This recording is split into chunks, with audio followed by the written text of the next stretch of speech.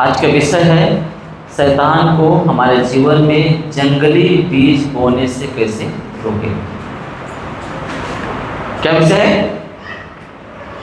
शैतान को हमारे जीवन में जंगली बीज बोने से कैसे रोकें। हालेलुया। आपको मैं बोलता हूँ बहुत ही महत्वपूर्ण है, हमारे जीवन का सबसे महत्वपूर्ण जो पार्ट है मसीही जीवन का, विश्वासी जीवन का है, वो है सुसमाचार का काम। क्या है? सुसमाचार का। बाइबल में लिखा है बिना भेजे कौन प्रचार करेगा और बिना प्रचार विश्वास कौन करेगा। हेलो, बिना भेजे कौन जाएगा प्रचार करने और बिना प्रचार के कौन विश्वास करेगा, क्योंकि विश्वास सुनने से और सुनना मसीह के वचन से होता है। आमीन। आप पता है, अगर मैं आपको बोलता हूँ सुसमाचार सुनाओ तो आप देख सकते हो क्या मैं सुसमाचार सुनाता हूँ। हालेलुया। अगर मैं आपको बोलता हूँ कि आप प्रार्थना करो, क्या करो? प्रार्थना करो, तो क्या आप मेरे जीवन में प्रार्थना जीवन नहीं देख सकते? देखने का अधिकार है। देखो, मैं बोलता हूँ देखो। पौलुस बोलता है मैं मसीह की चाल चलता हूँ, तुम भी मेरी से चाल चलो। जरूरी है देखना। आपको आपके चरवाहे को जो प्रभु ने नियुक्त किया है उसको परखना जांचना बहुत जरूरी है। मैं इस बात को बता रहा हूँ। हेलो, क्योंकि अंधा अंधे को रास्ता नहीं दिखा सकता, मैं पहले बता रहा हूँ। दूसरी बात, अगर आपको नहीं पता है कि हमारा मार्गदर्शन करने वाला व्यक्ति राइट है कि रॉन्ग है, तो आप परमेश्वर से पूछ सकते हैं। हालेलुया। आप उसके सामने ये विषय रखें प्रार्थना में, प्रभु जिसके द्वारा तू मुझे मार्गदर्शन कर रहा है, क्या उस मार्गदर्शन में मैं तेरे साथ और करीब आ सकता हूँ? क्या ये मार्गदर्शन जो है, ये प्रकाशन, क्या ये राइट है? हेलो, आप पूछ सकते हैं। नहीं तो कोई व्यक्ति आपके बीच में आएगा और पास्टर के विषय में कुछ नेगेटिव बातें बोलेगा, है ना? या कुछ प्रचारक जो यूट्यूब पे हैं कुछ ऐसे ऐसे प्रचार कर देंगे जो आपको पता ही नहीं है उस वचन का मतलब, और आपका पास्टर भी नहीं सिखाया है और आप उसको गलत तरीके से ले लेंगे। क्योंकि यूट्यूब पे बहुत सारे ऐसे प्रचारक हैं कि जिनके माध्यम से शैतान क्या कर रहा है, विश्वासियों के जीवन में जंगली बीज डाल रहे हैं, जिससे क्या होता है ना, आपका पास्टर आपको नहीं सिखाया है। आप पता है, एक माँ को पता होता है कि बच्चे को किस समय में क्या देना है। पता है ना आपको? एक माँ को, पिता को इतना ही पता, पर माँ को बराबर पता रहता है कि बच्चे को किस समय में, कौन सी उम्र में, कौन से सिचुएशन में कौन सा आहार देना उचित है। ऐसे ही पौलुस बोलते हैं जब तक तुम में मसीह का रूप ना बन जाए तब तक मैं जच्चा से पीड़ा सहता हूँ। मतलब एक माँ के समान, जैसे एक माँ जो है बच्चे को जन्म देते समय पीड़ा सहती है, उसी प्रकार से पौलुस उन लोगों के लिए चिंतित रहते हैं, पीड़ित रहते हैं जिनका स्वरूप अभी तक मसीह जैसा नहीं बना है, जिन्होंने मसीह को अभी तक पूरा बेस आधार नहीं बनाया है। हालेलुया। मेरी बात समझ में आ रहा है आप लोगों को? ऐसे ही एक सेवक होता है, जब उसका चुनाव होता है प्रभु की ओर से, अपने से बहुत सारे लोग अपने से पास्टर बन जाते हैं। थोड़ा सा किसी को हीलिंग का विश्वास करने लगे और चमत्कार हो गए, कुछ दो बातें सिखाने लगे, कुछ बाइबल पढ़ने लगे, तो वो पास्टर बन जाते हैं, सेवक बन जाते हैं। हेलो, उन सेवकों की बात नहीं कर रहा हूँ जो परमेश्वर ने नियुक्त किया है, एक रखवाला करके, एक चरवाहा करके, उन सेवकों की बात कर रहा हूँ। हालेलुया। उन्हें पता होता है कि मेरे बच्चे को कौन सी चीज चाहिए। अगर ये नहीं पता है ना, तो वो चरवाहा नहीं बन सकता। हालेलुया। क्योंकि एक डॉक्टर को पता होना चाहिए कि जो बीमारी इसके अंदर है उसे कौन सी गोली देना है, दवा देना है। ऐसे ही पवित्र आत्मा उस व्यक्ति को मदद करता है जो व्यक्ति चुना हुआ है, जिसको वो पदवी परमेश्वर ने दिया हुआ है, उसको परमेश्वर कलीसिया में आने वाले हर व्यक्ति के जीवन से रिलेटेड कौन सा वचन देना है, इसमें क्या सिखाना है, वो सारी बातें पवित्र आत्मा बताते हैं। हालेलुया। मेरी बात समझ आ रहा है आपको? इसलिए आपको बाहर से, यूट्यूब से या कहीं और लोगों से कुछ भी सीख के आप अपने स्थिरता को ना गंवाएं। हालेलुया। अपनी स्थिरता को बिगाड़े ना। मेरी बात समझ में आ रहा है आप लोगों को? मेरी बात समझ में आ रहा है? ना गंवाएं। इसीलिए मैंने विषय लिया है, आपके जीवन में शैतान जो जंगली बीज डालता है उससे हम कैसे बच सकते। हालेलुया। मेरी बात समझ में आ रहा है आप लोगों को? क्योंकि आप जब YouTube चालू करते हो या आपके साथ कोई संगति करता है, अदर कलीसिया के लोग संगति करते हैं, तो उन्हें ये नहीं पता होता कि इस बंदे को कौन सी चीज़ें आवश्यकता है देने को, और वो कुछ भी दे देते हैं, है ना। जिससे क्या होता है, एक व्यक्ति जो स्थिरता को खो देता है उनकी सुनने की वजह से। ऐसे ऑनलाइन चर्चों में टीचरों के अंदर भी ऐसी एक्टिविटी है कि वो जो है वचन प्रचार करते हैं और लोग सुनते हैं, उनको समझने के लिए अभी तक वो शीर्ष नहीं है, वो पवित्र आत्मा की अगुवाई नहीं है, वो तैयारी नहीं है, और उन वचनों को क्या करते हैं, गलत तरीके से ले लेते हैं। इसलिए मैं बोलता हूँ कि आपको पिछले हफ्ते मैंने क्या क्या सिखाया था, क्या आपको प्रॉपर सारे वचन पता है? जिसको प्रॉपर पता है वो हाथ उठाए पूरा। कोई है ऐसा? जब आपको जो परमेश्वर ने आपके लिए चरवाहा रखा हुआ है, रखवाला रखा हुआ है, जब आपको उन्हीं बातों को पूरी तरह से पता है, तो आप बाहर क्यों झांकते हो? उन पर ही क्यों नहीं गौर करते? क्या परमेश्वर का चुनाव या परमेश्वर का नियुक्ति आपके लिए रॉन्ग है, गलत है? हेलो, मेरी बात समझ आ रहा है आप लोगों को? क्या गलत है? क्या कीच में से प्रभु आपको निकाला तो क्या वो फिर से कीच में डालेगा? जो कचरे में से, गंदगी में से प्रभु आपको निकाला, क्या उस गंदगी में फिर से डालेगा? नहीं। मेरी बात समझ आ रहा है आप लोगों को? आप पता है, मैं इतना इस कलीसिया के विषय में फिक्र करता हूँ, कोशिश करता हूँ कि क्या से क्या करूँ। हेलो, अगर आप सब लोग मिल के इस बात का चिंता करें, इस बात का कदम उठाएंगे, तो आप ब्लेस हो जाएंगे, आप ब्लेसिंग पाएंगे, आप आशीषित हो जाएंगे और कलीसिया की उन्नति होगी। आमीन। किसकी उन्नति होगी? कलीसिया की उन्नति होगी। क्योंकि आप पता है, आप जितना ज्यादा काम करोगे उतना ज्यादा पगार मिलती है ना। हेलो, मेहनत करोगे। बाइबल में लिखा है, मजदूर को मजदूरी देना उसका हक होता है, दान नहीं है। अगर आप कलीसिया के लिए मेहनत करोगे तो आपको ब्लेसिंग नहीं मिलेगी। हेलो, और कलीसिया को ब्लेसिंग मिलेगी। मैं आपको क्यों बता रहा हूं पता है? बीज वो बोल रहा है आपके अंदर, परमेश्वर की शैतान। हालेलुया। कौन बीज बो रहा है? क्या जंगली बीज अंदर आ रहे हैं कि गेहूं के बीज बोया जा रहा है? हेलो, शैतान बीज डाल रहा है कि परमेश्वर का पुत्र यीशु मसीह बीज डाल रहा है?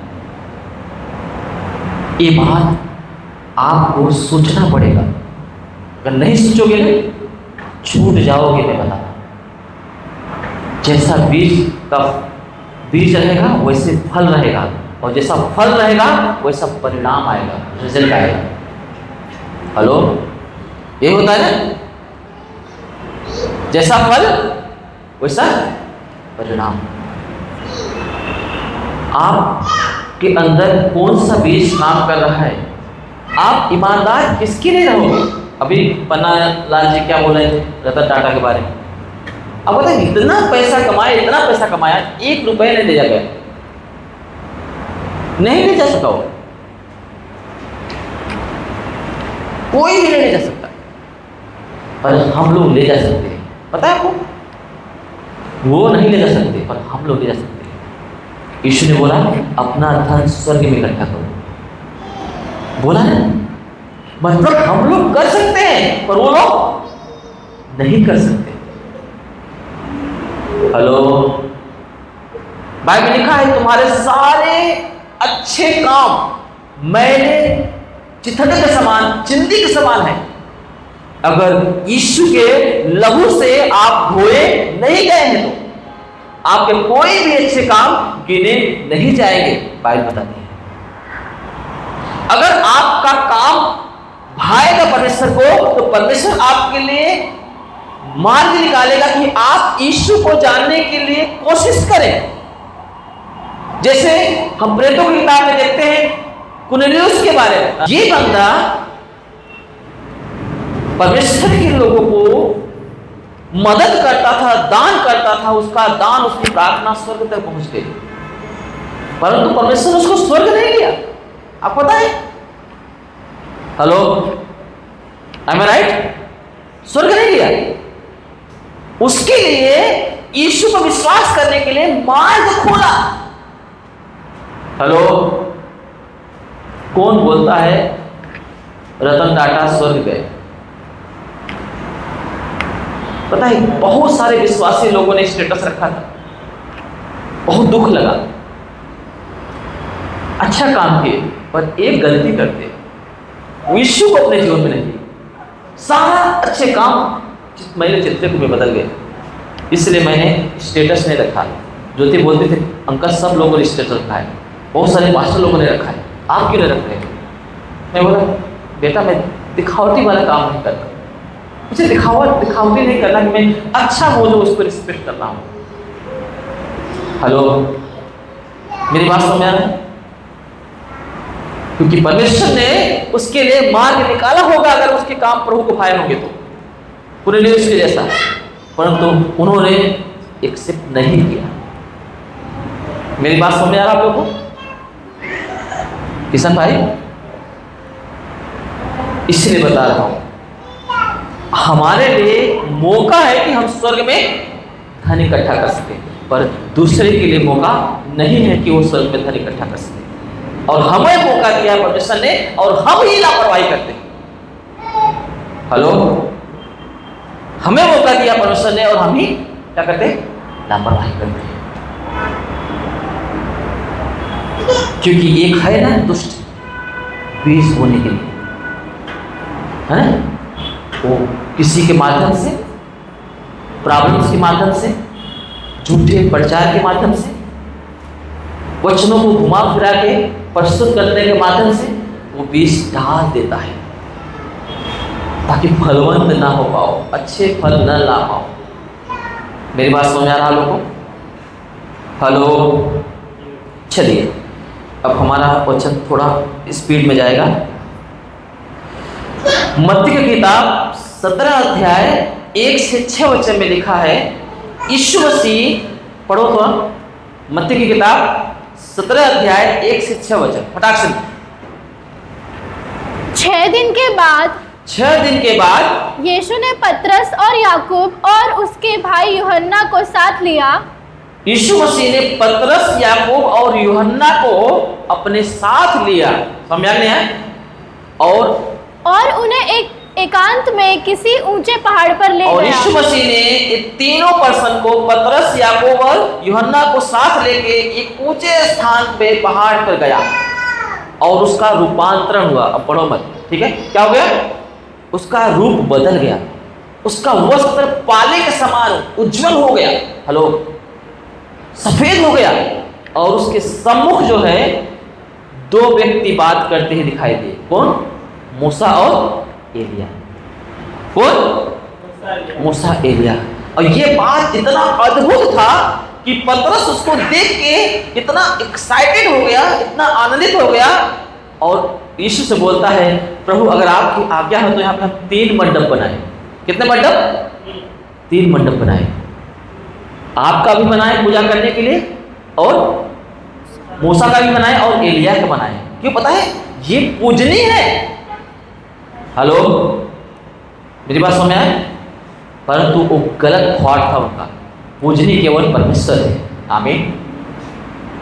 इसलिए जैसे ये बात बोलते हैं, अचानक बादलों ने उन्हें घेर लिया, और उस बादल में से आवाज आती है, ये मेरा प्रिय पुत्र है, तुम इसकी सुनो। क्या बोलते हैं? परमेश्वर बोलता है तुम इसकी सुनो। और वो लोग जो है उस आवाज को सुन के, उस बादल के अंदर से जो आवाज निकली, उस महिमा को देख के वो लोग मुंह के बल गिर पड़े। हेलो, मेरी बात समझ आए? ये बात किसके लिए बताई गई थी? उन चीजों के लिए बताई गई। पतरस, याकूब और यूहन्ना। मेरी बात सुनिए, आपको सुनना किसका है? हेलो, मैं बोलता हूं, अगर आपको मसीह में बढ़ना है और आप ये ध्यान दें कि आपके अंदर शैतान बीज ना डाल सके जंगली, तो आपको केवल यीशु का सुनना है। किसका सुनना है? यीशु का सुनना है। अपनी मत सुनो, बाहर वाले की मत सुनो। परमेश्वर ने जो आपको दिया हुआ है वो चीज लो। हेलो, उसकी सुनो। मेरी बात समझा ना आपको? उसकी सुनो। वो कुछ बोल रहे हैं, वो कुछ बता रहे हैं, ताकि हम उस महिमा को पा सके जो मूसा और एलिया को मिला था। वो सफेद वस्त्र, वो उज्जवल वस्त्र, वो अनंत जीवन का जो भाग है, वो मिल सके करके ये बात परमेश्वर बता रहे हैं कि तुम उनका मंडप नहीं, उसकी सुनो क्या बोल रहा है, ताकि तुम भी उस महिमा को पाओ। हालेलुया। उसकी सुनोगे तो शैतान बीज नहीं डालेगा जंगल, वो नहीं डाल पाएगा। हालेलुया। मेरी बात समझ आए? उसकी सुनो। और यीशु मसीह एक दिन जो है, मत्ती की किताब 13 अध्याय 24 वचन से लिखा हुआ है, 24 से 30 वचन तक, और यीशु मसीह ने एक दृष्टांत बताते हैं चेलों को कि एक जो है स्वामी, एक गृहस्थ जो है अपने खेत में अच्छा बीज बोया। कैसा बीज बोया? अच्छा, यानी गेहूं का बीज बोया। परंतु जब लोग सो रहे थे, कोई देखभाल करने वाला नहीं था, तो उनका शत्रु जो है आके उस गेहूं के अच्छे बीज के बीच में उसने क्या किया? जंगली बीज डाल दिया, पर दिखाई नहीं दिया। आप पता है, जब वो बीज बढ़ने लगे, आप पता है, आप जैसी संगतियां करते हो ना, आप सोचोगे कि आप सही है। आप ध्यान देना, संगति का असर पड़ता है बाइबल में। आप किसका सुनते हो ये मायने रखता है।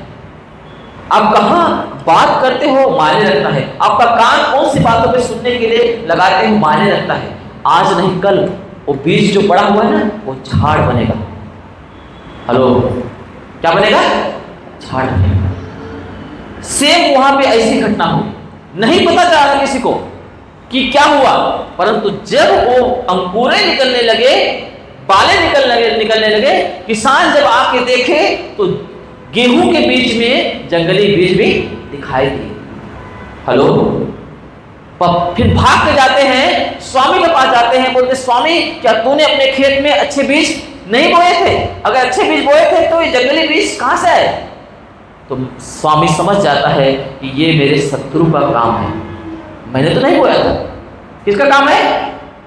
ये मेरे शत्रु का काम है।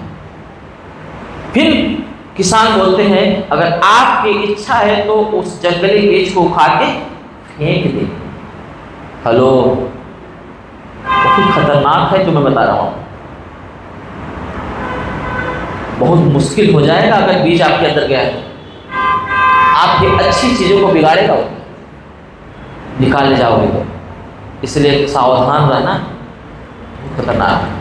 आप कैसा सुनते हो? हालेलुया। किस स्वामी बोलता है नहीं, अगर तुम जंगली बीज को निकालोगे तो अच्छे बीज भी उखड़ जाएंगे, इसलिए कटनी तक दोनों को साथ बढ़ने दो। जब कटनी फसल पक के तैयार हो जाएगी तो मैं काटने वाले को बोलूंगा कि गेहूं के बीज को मेरे खत्तों में इकट्ठा करो और जंगली बीज को अलग इकट्ठा करो जलाने के लिए। कैसे? क्या करने के लिए? जलाने के लिए। और फिर जो है ये दृष्टांत बोलने के बाद चेले लोग एकांत में जब यीशु मसीह के पास आए तो बोलते हैं कि प्रभु इस दृष्टांत का अर्थ क्या है, हमें समझा दे।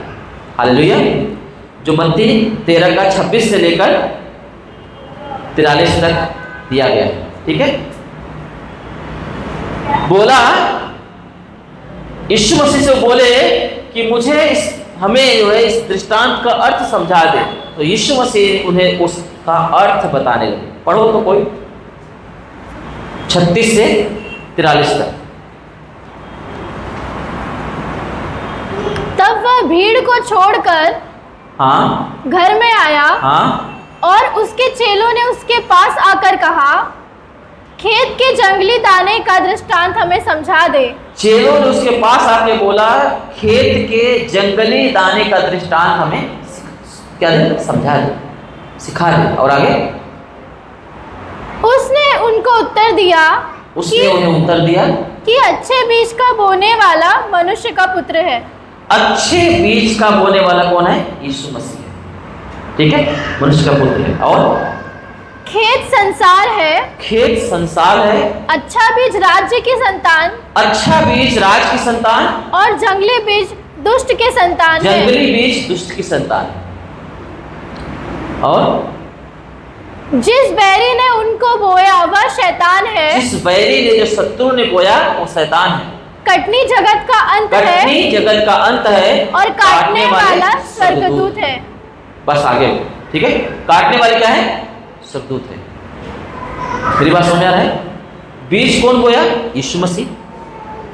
बादल में से आवाज क्या आई थी? पतरस, याकूब और यूहन्ना के पास।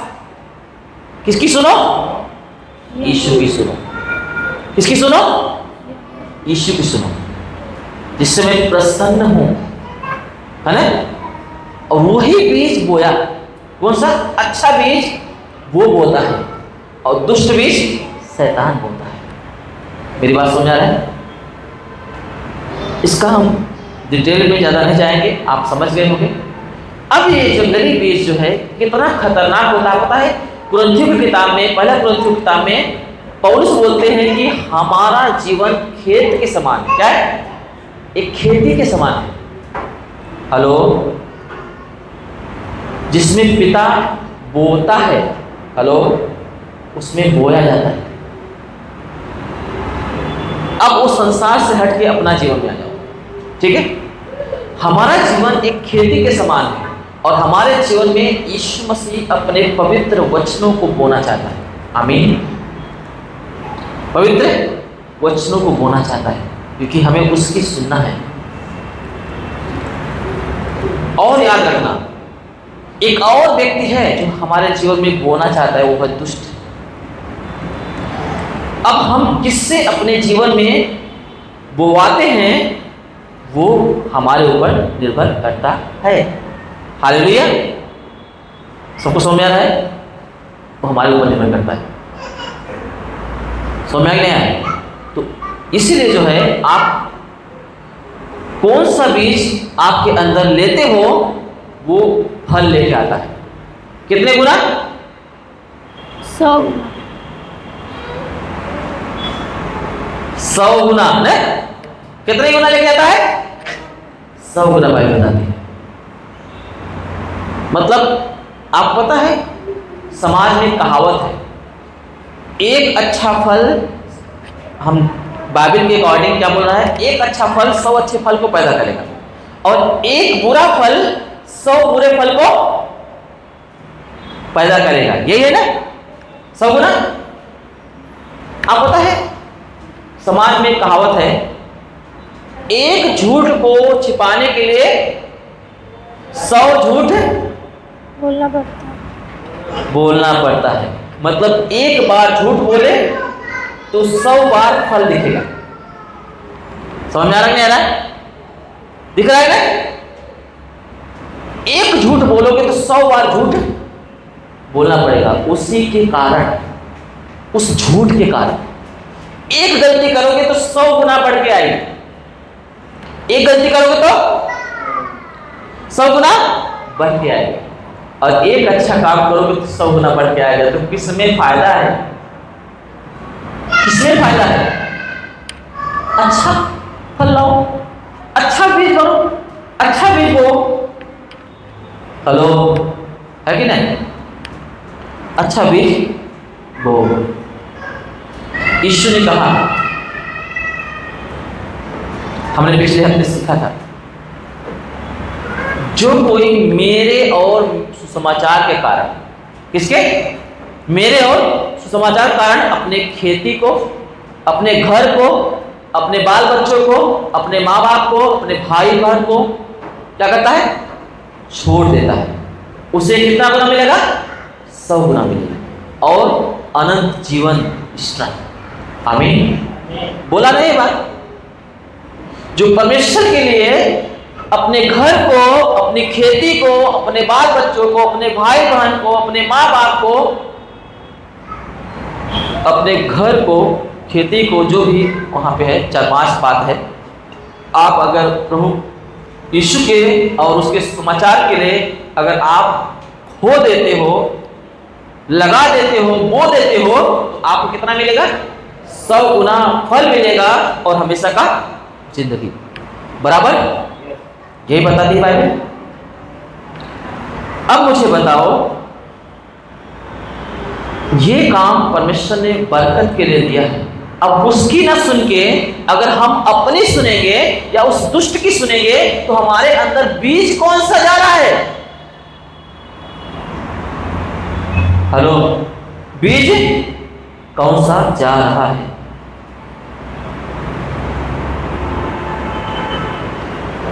अच्छा बीज पिता की संतान है, बुरा बीज दुष्ट की संतान है। पहला यूहन्ना 3 अध्याय में 8 वचन में 9 वचन में ये बात बताया गया है।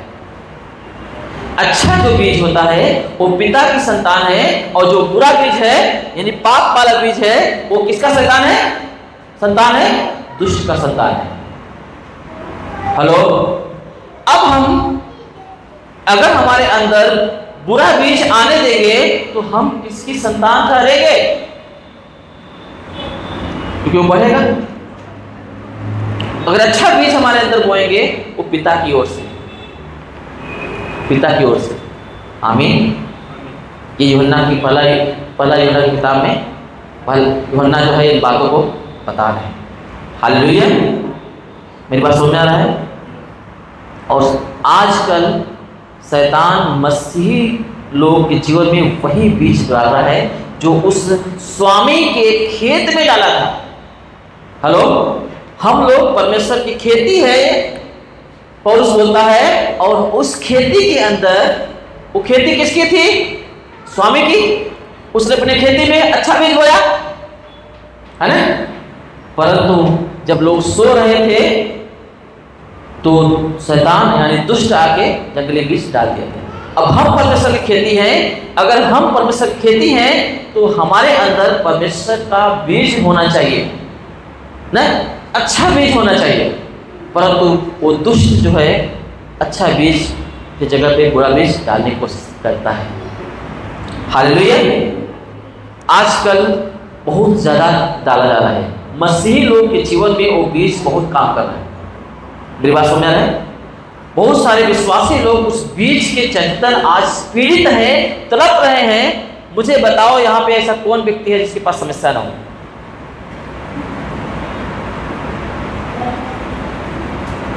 हेलो,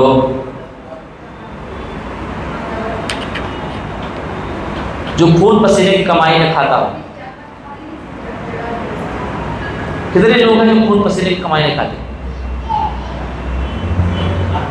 सब खाते, सबका गवाही देते।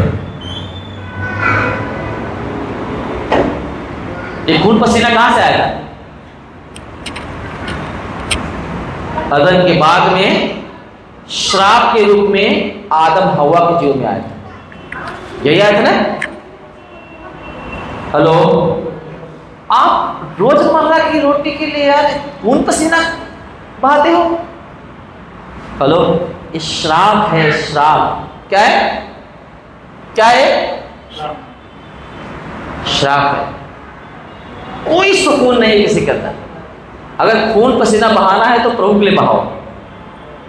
हेलो, अपने लिए यार रोजी रोटी के लिए खून पसीना बहाते हैं, मतलब अभी भी तुम श्राप में व्यतीत करते। पता है, मेरे पास इतना आवश्यकता होता है पैसे का, जरूरतें का, लोग मुझे बोलते हैं आप कैसे मैनेज करते हो, आपको चिंता नहीं होती, कैसे करोगे पूरा? हेलो, मैं बोलता हूँ एक है मेरी मदद करने वाला। हेलो, अभी तक किया है, अब मुझे विश्वास आगे भी वही करेगा। मैं इतना बोल के बस खत्म कर देता हूँ, टेंशन लेके नहीं रहता। हेलो, अगर मुझे पसीना बहाना है तो मेरे परमेश्वर के इस समाचार के लिए, आमीन, लोगों को उद्धार पाने के लिए, क्योंकि यीशु मसीह ने अपना खून पसीना गतसमनी बगीचे बहाया और श्राप को नष्ट कर दिया। श्राप को क्या किया? नष्ट कर दिया। उसका पसीना खून बन के टपका है। पता, वो श्राप खत्म हुआ था जो आदम हवा के द्वारा आया। मेरी बात समझ आ रहा है आप लोगों को? आज मसीह जी लोग आज परेशान हैं क्योंकि शैतान उनके अंदर जंगली बीज डाला है। कौन सा बीज? जंगली बीज, इसलिए परेशान है। हालेलुया। जैसे आदम हवा के जीवन में डाला, खून पसीने की कमाई खाने लगे। अब पता है यहूदा इस्करियोत के अंदर शैतान ने जंगली बीज डाला। पता है कौन? अच्छा खासा यीशु मसीह का चेला था, परंतु लालच का बीज डालने की वजह से वो मर गया। हालेलुया, वो नष्ट हो गया।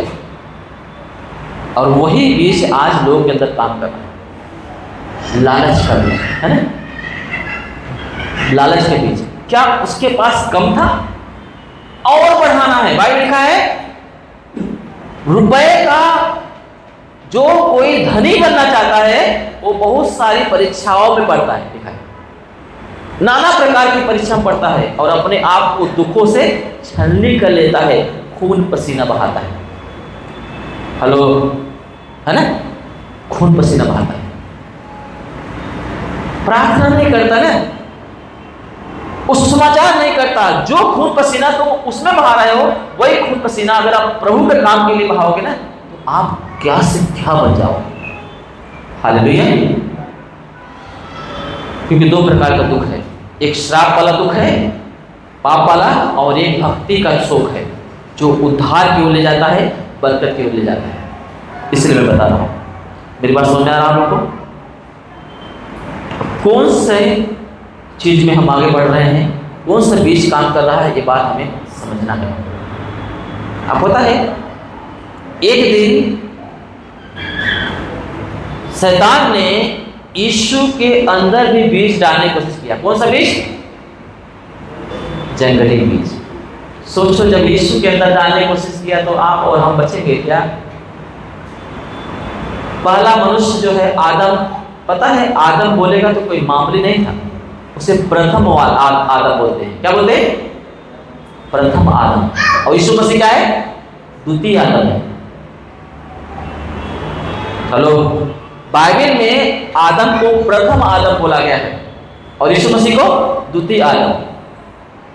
प्रथम आदम मिट्टी से बना था और द्वितीय आदम पवित्र आत्मा से बना था। किससे बना था? पवित्र आत्मा से बना था। यही जयवंत का जीवन है, यही फर्क है। हालेलुया। मेरी बात समझ में आ रहा है आप लोगों को? बस थोड़ा देर में खत्म करूंगा, बस थोड़ा सा धीरज धरें। इस पर गौर करें, जिंदगी बदल जाएगी। आमीन। ठीक है।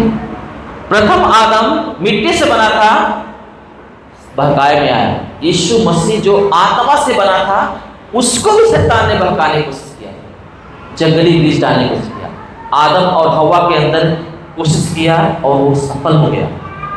सारे मानव जाति के अंदर कोशिश किया, सफल हो गया, पर यीशु मसीह के अंदर कोशिश किया पर सफल नहीं हो पाया।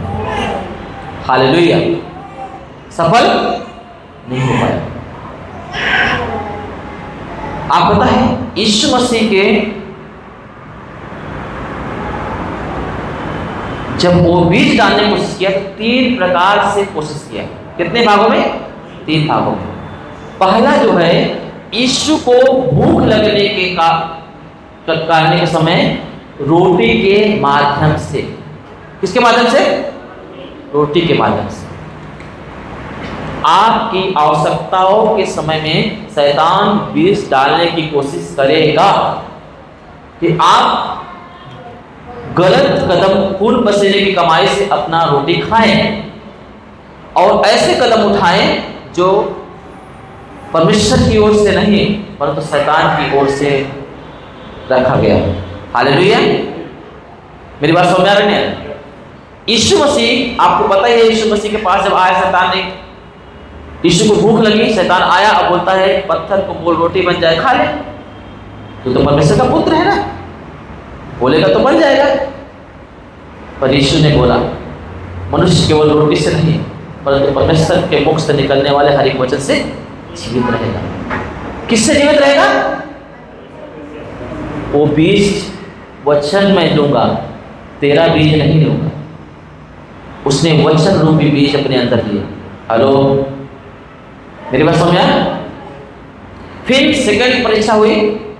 शैतान ने यीशु को मंदिर के ऊंचे स्थान पे, गारे पे खड़ा, कोने पे खड़ा किया। ठीक है, मंदिर के शीर्ष पे जाके, कोने पे लाके ऊपर खड़ा किया और बोलता तू तो परमेश्वर का पुत्र है, तेरे अंदर ऐसी शक्ति है, परमेश्वर इतना प्रेम करते तुझसे कि तू अपने आप को अगर नीचे गिरा देगा ना तो तू गिरने ही नहीं पाएगा, तेरे पत्थर से एक भी ठेस नहीं लगेगी, पत्थर से थोड़ा एक पत्थर का कण भी तुझे नहीं छू पाएगा कि स्वर्गदूत तुझे हाथों हाथ उठा लेंगे। ये बात परमेश्वर ने बोला है अपने प्रेम करने वालों के लिए, है ना, अपने अभिषिक्त के लिए बोला है, तू भी ऐसा कर। परंतु यीशु ने बोला हम परमेश्वर की परीक्षा, लिखा है तू परमेश्वर की परीक्षा ना करना। हेलो, इसका मतलब है हमारी बढ़ोतरी के कारण घमंड के द्वारा भी शैतान बीज डालता है। आपका ताकत के कारण, आपके खूबसूरत होने के कारण, आपको अच्छा बोलने के कारण, आपके पास ज्यादा पैसा होने के कारण, है ना, आपके पास ज्यादा अच्छी पढ़ाई होने के कारण, आपके अच्छा खाना बनाने के कारण आपके अंदर घमंड आ सकता है। उसके द्वारा भी शैतान आपके अंदर बीज बो सकता है। जब भी ऐसा कोई बोलता है ना तो एक ही बात बोलो, ये प्रभु का अनुग्रह है कि प्रभु ने बोला है जो कुछ करते हो मनुष्य के लिए नहीं परंतु परमेश्वर के लिए। किसके लिए करते हो? मैं अच्छा खाना इसलिए बना पाता हूँ क्योंकि परमेश्वर चाहता है कि हमें अच्छा खाना बनाओ, क्योंकि ये परमेश्वर ने काम दिया। हालेलुया, इसकी दया है मुझ पर, मैं खूबसूरत दिखता हूँ, ये परमेश्वर की रचना है कि मैं लोगों के सम्मुख एक अच्छा प्रतिबिंब बन के खड़ा रह रहा हूँ। मेरे पास पैसा है, इसका मतलब है कि परमेश्वर चाहता है कि मैं मेरे हाथों को छोटा न करूं, आवश्यकता के समय में उसे बढ़ा सकूं। ये परमेश्वर का दिया हुआ है। मेरी बात समझ आ रही है? ये घमंड उत्पन्न करेगा, आप किसके पास नहीं उसको तुच्छ समझेंगे, मतलब शैतान आपके अंदर बीज डाल रहा है। हेलो, समझ रहा है? इसे यीशु के अंदर डालने की कोशिश, आप उसके द्वारा भी परखे जाओगे। और थर्ड है, उसकी परीक्षा क्या थी? वो यीशु मसीह को ऊंचे पहाड़ पे लेके गया और दुनिया के सारे धन वैभव को, संसार के सारे धन दौलत वैभव सुख विलास को दिखाया और बोलता है तू मुझे दंडवत करेगा तो ये सारा चीज मैं तुझे दे दूंगा। ये हमारी अभिलाषा या लालसा को दर्शाता है। क्या दर्शाता है? लालसा को दर्शाता है कि आपके अंदर भूख जो है ना पैसे का, धन का, लालच का, उसके माध्यम से भी शैतान आपके अंदर बीज डालता है और आप परमेश्वर की महिमा से वंचित हो जाते हैं। इसलिए बाइबल लिखा है कि रुपए का लालच हर प्रकार की बुराई का जड़ है। एक व्यक्ति रुपए का लालच करता है उसके अंदर दया खत्म हो जाती है। हेलो, दया खत्म हो जाती है, जबकि दया करना चाहिए पर दया नहीं होती। वो पैसा निकालेगा इतना सोच समझ के गणना करके निकालेगा कि पूछो मत, एक एक पाई पाई जोड़ के अपने सामने करो कि पैसा आ गया ना। हालेलुया, मेरी बात समझ रहा लोगों को? पैसे के द्वारा आपको लालच आपको बीज डालेगा। अब हम सोचो कि यीशु को नहीं छोड़ा, ये बीज डालने की कोशिश किया, तो हम और आप कौन से व्यक्ति हैं कि वो कोशिश न करता होगा? हालेलुया, वो डालता होगा बीज। और बहुत सारे मसीही लोग जो है इस बीज से पीड़ित है। हेलो, पीड़ित है। मेरी बात समझ आ रहा है? वो लालच का बीज बो दिया है। आपको पता है बाइबल में दो चीजें बहुत इंपॉर्टेंट दिया है पैसे के विषय में, एक उठाई हुई भेंट और एक 10वां हिस्सा कमाई का। अगर जो व्यक्ति नहीं देता है ना, उसके अंदर ये तीसरी परीक्षा में फंसेगा। वो तीसरी परीक्षा, मेरी बात समझ आए? क्यों नहीं निकालता? क्योंकि उसको कहीं न कहीं पैसे का मोह है। वो दान नहीं निकालता, पैसा होने के बावजूद भी वो भेंट नहीं निकालता, दशमांश नहीं निकालता। हालेलुया, दशमांश कोई पुराने नियम का व्यवस्था नहीं है। दशमांश जो है विश्वास की एक प्रतिक्रिया है जो अब्राहम से शुरू हुई, याकूब ने पूरा किया। ये मूसा के व्यवस्था, मूसा को परमेश्वर व्यवस्था देने से 400-500 साल पहले की घटना है। समझ में नहीं आया? आप जो मलाकी की किताब में दशमांश के बारे में लिखा गया है ना कि तुमको ऊपर श्राप पड़ेगा ना, आप मैं जब मनन कर रहा था ना, आप कैसे समझते मुझे नहीं पता, परंतु मैंने देखा कि भारी श्राप पड़ता है। कुछ लोग अगर बोलते हैं ना तुम 10 नहीं देगा श्रापित हो जाएगा ना, तो कुछ पास्टर लोग खड़े हो जाएंगे, अरे वो गलत सिखा रहा है, रॉन्ग टीचिंग है, रॉन्ग टीचिंग है, गलत टीचिंग है, बोलते हैं ना। बहुत सारे यूट्यूब पे बोलते हैं कि गलत टीचिंग है, गलत टीचिंग है, नए नियम में दशमांश है ही नहीं। अरे दशमांश नए नियम का ना तो पुराने नियम का। दशमांश जो है विश्वास का एक प्रतिक्रिया है, एक जो परमेश्वर, जो हम यीशु के साथ एक करार है। अब्राहम ने करार बांधा, याकूब ने करार बांधा, और वही करार हमारे साथ भी जुड़ जाता है उसकी संतान होने की वजह से, क्योंकि हम विश्वासी अब्राहम की संतान कहलाते हैं और उसकी संतान होने की वजह से वो करार हमारे साथ जुड़ जाता है। हालेलुया। अब्राहम ने अपना 10वां हिस्सा किसी इंसान को नहीं दिया था, वो मलकीसेदक को दिया था, जिसने प्रभु भोज कराया था। अब्राहम को सबसे पहला प्रभु भोज किसने दिया था? हाँ, अब्राहम ने लिया था। सबसे पहला प्रभु भोज अब्राहम ने लिया था, और वो मलकीसेदक के द्वारा। मेरी बात समझ रहा है? आज हम प्रभु भोज लेते हैं, किसका लेते हैं? यीशु मसीह मांस और लहू का। जब मलकीसेदक पढ़ो, जब पढ़ लो उत्पत्ति की किताब 14 अध्याय, उत्पत्ति की किताब 14 अध्याय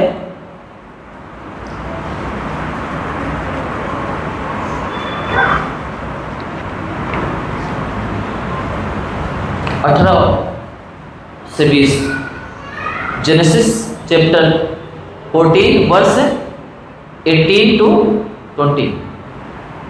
जब शालेम का राजा मलकीसेदक जो परम प्रधान ईश्वर का याजक था, हाँ? रोटी और दाख मधु ले आया। क्या लेके गया था अब्राहम के पास? रोटी और यीशु मसीह क्या चेलों को दिया था? सेम है। मलकीसेदक कौन है? यीशु मसीह। क्योंकि न इसके कोई जन्म का पता है, न तो माँ बाप का पता है, न जात का पता है, कब पैदा हुआ कब गया किसी को नहीं पता है। ये अनंत काल तक के लिए या महायाजक के रूप में वो ठहराया गया है। और आज हम देखते हैं कि महायाजक की पदवी किसको मिली है? यीशु मसीह को। हेलो, मतलब वो पदवी अनंत काल तक के लिए है। मलकीसेदक है अभी यीशु के रूप में, उसमें यीशु मसीह मलकीसेदक के रूप में था। मेरी बात समझ आ रहा है?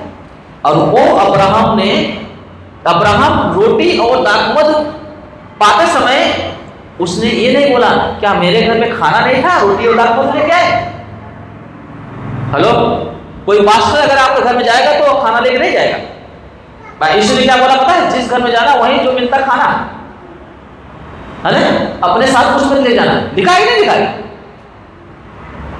पर वहां पे मलकीसेदक ने क्या किया? रोटी और दाखमधु लेके गया और अब्राहम को देने के लिए। पहला प्रभु भोज अब्राहम ने लिया है और वो विश्वास की प्रतिक्रिया को पूरा किया है। और इसीलिए रोमियो की किताब में 4 अध्याय में पौलुस बोलते हैं कि तुम्हारा पिता अब्राहम जो जातियों का पिता करके आशीषित हुआ था, तुम उसकी संतान हो। क्या हो? तुम उसकी संतान हो और वो तुम्हारा विश्वास का पिता है। कौन? कैसा पिता है? विश्वास का पिता है। जब लाजर मरा था तो किसकी गोद में गया था? अब्राहम की। जब धनी व्यक्ति नरक अधोलोक से पुकार रहा था तो अब्राहम को क्या करके पुकारा था? हे पिता। ये बोला बोला, हे पिता। ये है पहला प्रभु भोज अब्राहम ने लिया। अब आज हम लेते हैं। अब्राहम ने अपनी सारी वस्तुओं के 10वां हिस्सा, पढ़ो आगे क्या लिखा है? और उसने अब्राहम को यह आशीर्वाद दिया कि परम प्रधान ईश्वर की ओर से जो आकाश और पृथ्वी का अधिकारी है, तू धन्य हो। तू धन्य हो और धन्य है परम प्रधान ईश्वर जिसने तेरे द्रोहियों को तेरे वश में कर दिया है। तब अब्राहम ने उसको सब का दशमांश दिया। किसका? क्या लिखा है? सब वस्तुओं का। वहां पे लिखा है, क्या लिखा है? किताब में सब वस्तुएं लिखा है। पढ़ो पढ़ो, किताब में क्या लिखा है? बुक में सब को सब उसका सब का 10 मतलब सब वस्तुओं का क्या लिखा है? पढ़ो जल्दी पढ़ो। 20 और धन्य है परम प्रधान ईश्वर जिसने तेरे द्रोहियों को तेरे वश में कर दिया। तब अब्राहम ने उसको सब वस्तुओं का दशमांश दिया। क्या लिखा है? सब वस्तुओं का दशमांश दिया। और हम लोग क्या करते पता है? सब वस्तुओं का दशमांश नहीं निकालते। कुछ लोग वो बोलते बस इसका निकाल देंगे, बाकी तो नहीं है। ये है बाइबल लिखा है हमारे प्रॉफिट का, मेरी कमाई का 10वां हिस्सा, हर वस्तुओं का 10वां हिस्सा हमें परमेश्वर के फोन में लाना चाहिए। अब्राहम ने दिया, अगर हम उसकी संतान हैं तो हमें देना चाहिए। हालेलुया। अगर नहीं देते हैं तो हम परमेश्वर के वचन को, ये करार को तोड़ते हैं जो अब्राहम के द्वारा हमारे साथ जुड़ी है। किसके द्वारा जुड़ी है? अब्राहम के द्वारा। उस करार को पता है, ये करार याकूब भी किया है। याकूब को कैसे पता चला कि हमें 10 देना चाहिए? पढ़ो याकूब उत्पत्ति किताब 28 अध्याय 20 और 22 20 से 22। जल्दी करो, खत्म होने वाला है। उत्पत्ति किताब 28 अध्याय 20 से 22 तक। और याकूब ने यह मन्नत मांगी कि यदि परमेश्वर मेरे संग रहकर इस यात्रा में मेरी रक्षा करे और मुझे खाने के लिए रोटी और पहनने के लिए कपड़ा दे और मैं अपने पिता के घर में कुशल क्षेम से लौट आऊं, तो यहोवा मेरा परमेश्वर ठहरेगा। और यह पत्थर जिसका मैंने खंभा खड़ा किया है परमेश्वर का भवन ठहरेगा। क्या ठहरेगा? परमेश्वर का भवन ठहरेगा, और जो कुछ तू मुझे दे उसका दशमांश मैं अवश्य ही तुझे दिया करूंगा। जो कुछ तू मुझे देगा इस भवन में मैं दशमांश लाऊंगा। भवन ठहराना कहां लेके आना है? कहां लेके आना है दशमांश? भवन में लाना है। सारी वस्तुओं का जो कुछ परमेश्वर देता है उसमें सब में से तुम्हें दशमांश देना है, लिखा है। याकूब इस बात का क्या कर रहा है? मन्नत मांग रहा है। जो कुछ तुम्हारे पास आती है हर वस्तुओं का 10वां हिस्सा तुमको देने के लिए बोला है, क्योंकि अब्राहम ने सारी वस्तुओं का 10वां हिस्सा दिया था। याकूब ने सारी वस्तुओं का 10वां हिस्सा देने के लिए, जो ब्लेसिंग्स हमारे पास आती है, जो वस्तुएं हमारे पास आती है, वो सब कुछ परमेश्वर की ओर से ठहराई गई है। आमीन। ब्लेसिंग्स जो है हमारे पास परमेश्वर की ओर से ठहराए गए हैं, और उसका 10वां हिस्सा परमेश्वर भवन में मांगता है। कहां मांगता है? कहां मांगता है? अगर कोई कम देता है तो क्या होगा? अच्छा चलो बताओ, हमने महीने में 21,000 रुपए कमाया। कितना? 21,000 रुपए, परंतु हमने 20,000 का दशमांश निकाल के दे दिया, 2,000 रुपए। ठीक है, 1,000 रुपए जब परमेश्वर पास दशमांश आएगा, फिर परमेश्वर आपका पूरे महीने का पगार देखेगा, है ना? एक देखेगा और हिसाब करेगा। हेलो, हिसाब करेगा तो उसके हिसाब में 100 रुपए कम रहेगा। तो क्या ईमानदार है? सब वस्तुओं का आया, सब दशमांश आया? नहीं आया। इसीलिए कुछ जो समझते इस बात को ना, वो ज्यादा देते हैं ताकि गणना करने पर भी ज्यादा निकले। जब परमेश्वर देखे ना तो ज्यादा निकले, कम न निकले। मेरी बात समझ आ रहा है? हेलो, बाइबल में क्या लिखा है? भवन में लेके आओ। ठीक है, वो भवन ठहरेगा और मैं तुझे दूंगा। आज मलाकी किताब में परमेश्वर ने यही चेतावनी दिया है ना, तुम मुझे लूटते हो, है ना, वरन सारी मानव जाति लूटती है। मतलब जितने भी धरती पर मनुष्य पाए जाते हैं, जो कुछ उनके पास है, हर एक व्यक्ति को 10वां भाग निकालना चाहिए, है ना, विश्वासी और अविश्वासी को। मेरी बात समझ आ रहा है नहीं? मतलब जितनी भी ब्लेसिंग्स आप पाए, उस ब्लेसिंग्स में से जो परमेश्वर ने आपको दिया है, उसका आपका 10वां हिस्सा निकालना अनिवार्य है। हेलो, समझ नहीं आ रहा है? ये बाइबल में लिखा है। ये बात मैं जानता हूं, इसलिए मैं उससे ज्यादा खर्चा करता हूं। अगर कोई मुझसे हिसाब लेगा तो मैं हिसाब दे सकता हूं। मैंने बोला ना, जितना हमारा दशमांश यहां से आता है, जितना मैं चर्च में खर्चा करता हूं ना, हेलो, एक साल में जो खर्चा करता हूं ना, वो मेरा हिसाब करेगा तो 10 साल तक जाएगा। दशमांश 10 साल का दशमांश का हिसाब में फ्री हो जाता हूं। अगर 10 साल तक मैं दशमांश का हिसाब न दूं ना, तो मुझे परमेश्वर बोल नहीं सकता। क्यों पता? क्योंकि मैंने बहुत ज्यादा कर दिया जो परमेश्वर ने मुझे दिया था। मेरी बात समझ आ रहा है? मेरी जरूरतों को नहीं देखा, मेरी प्रॉपर्टी को बनाने की कोशिश नहीं किया। मैं बना सकता था, मैं उसको कट कर सकता था, परंतु मैंने लगा दिया। ये बात परमेश्वर को पता है। अगर मैं हिसाब नहीं दूंगा ना, कभी परमेश्वर मेरे खाते में निगेटिव नहीं आएगा। हेलो, क्योंकि मेरा पर्सनल अकाउंट निगेटिव है, यहाँ का अकाउंट निगेटिव नहीं रखा। हालेलुया। मेरा जो बैंक खाते का अकाउंट निगेटिव हो सकता है, परंतु मेरा यहाँ का अकाउंट निगेटिव नहीं कर सकता। मेरी बात समझ आ रहा है?